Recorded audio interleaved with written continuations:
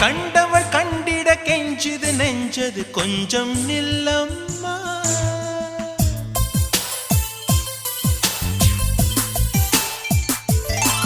நான் வானவில்லையே பார்த்தேன், அதை காணவில்லையே வேத்தேன். ஒரு கோடி மின்னலை பார்வை ஜன்னலா வீச சொல்லியா கேட்டேன். இனி நிலவை பார்க்கவே